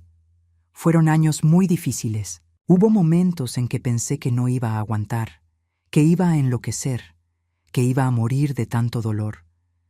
Pero también veo todo lo que conquistamos. La casa propia pagada a mi nombre, la custodia de mi bisnieto, conseguida después de 1 año y medio de lucha. Jessica recuperada, estudiando, trabajando, siendo mamá. El niño creciendo sano, feliz, amado. Nuestra familia reconstruida, más fuerte que antes. La dignidad de vuelta, la paz de espíritu de saber que hice lo correcto. Si pudiera volver en el tiempo, haría todo de nuevo. Denunciaría a Roberto de nuevo. Lucharía por la custodia de nuevo. Vendería la herencia de nuevo. Enfrentaría a los vecinos, los juicios, la soledad, el miedo, todo de nuevo. Porque al final lo que importa no es cuánto sufriste, es cuánto te levantaste. Es si hiciste lo correcto, aunque todo conspirara para que hicieras lo incorrecto, y nosotras nos levantamos. Muchas veces caímos y nos levantamos, lloramos y seguimos adelante, sangramos pero no morimos, cada vez más fuertes, cada vez más determinadas, cada vez más seguras de que iba a valer la pena. Hoy, a los 77 años, puedo decir que soy feliz. No de ese modo de novela, donde todo es perfecto y no hay problemas, pero feliz de verdad. Feliz de haber hecho lo correcto, aunque fuera difícil. Feliz de tener a mi familia conmigo. Feliz de dormir en paz todas las noches, sabiendo que mi conciencia está limpia. Feliz de despertar todos los días y ver que la vida que tenemos hoy fue conquistada con sudor, con lágrimas, con sangre, pero fue conquistada. Aprendí que el amor verdadero no es encubrir. El amor verdadero es hacer lo que tiene que hacerse, aunque duela. Es proteger a quien es más débil. Es luchar por justicia. Es no rendirse aunque todo parezca imposible. Es escoger lo correcto en vez de lo fácil. Es tener el valor de perder todo para salvar a quien amas de verdad. Y aprendí que nunca es tarde para volver a empezar. Empecé de nuevo a los 62 años. Cambié de colonia, cambié de vida, cambié de historia. Reconstruí mi familia desde cero. Y fue lo mejor que hice. Porque hoy, cuando veo a mi bisnieto jugando en el patio, cuando veo a Jessica llegar del trabajo con esa sonrisa cansada pero feliz, cuando me siento en el portón de mi casa viendo la calle en paz, yo sé que valió la pena. Cada lágrima que derramé valió la pena. Cada noche sin dormir valió la pena. Cada momento de desesperación, de soledad, de dolor, valió la pena. Porque me trajo hasta aquí, me trajo a esta vida, a esta casa, a esta familia. Y esta vida es buena. Esta vida es de verdad. Esta vida es nuestra. Esta es mi historia. Historia de dolor, de lucha, de superación. Historia de una mujer que tuvo que escoger entre proteger al hijo o salvar a la nieta. Y escogió hacer lo correcto. ¿Fue sufrido? Fue. ¿Dolió? Dolió demasiado. ¿Perdí cosas? Perdí. Pero gané mucho más. Gané mi dignidad. Gané mi familia de vuelta. Gané una casa propia, que es el resultado de años de trabajo honesto. Gané la paz de espíritu de saber que cuando llegó la hora de escoger, no huí. Enfrenté, luché, vencí. Y si tú estás pasando por algo difícil, si estás teniendo que tomar una decisión imposible, te digo, haz lo correcto, aunque duela, aunque cueste todo, aunque todo mundo te dé la espalda. Porque al final, lo que queda es tu conciencia.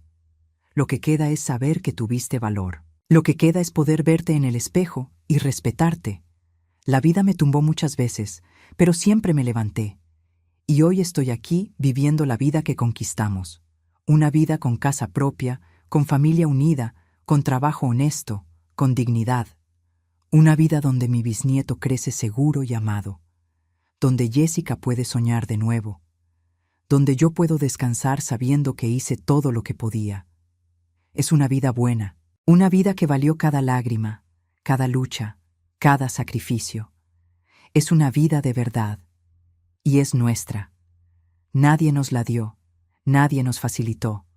La conquistamos ladrillo por ladrillo, día por día, lágrima por lágrima. Y por eso tiene tanto valor. Por eso es tan dulce. Por eso, cuando me despierto por la mañana y veo el sol entrando por la ventana de mi casa, agradezco. Agradezco por haber tenido fuerza para no rendirme, por haber tenido valor para hacer lo correcto, por haber tenido fe de que algún día iba a mejorar. Y mejoró. Mejoró mucho. Y va a seguir mejorando porque no paramos. Seguimos luchando, seguimos creciendo, seguimos construyendo. Jessica va a hacer su licenciatura, mi bisnieto va a crecer y cumplir sus sueños. Y yo voy a estar aquí firme, fuerte, viendo a mi familia florecer. Esta es la vida que conquistamos, y nadie nos la quita.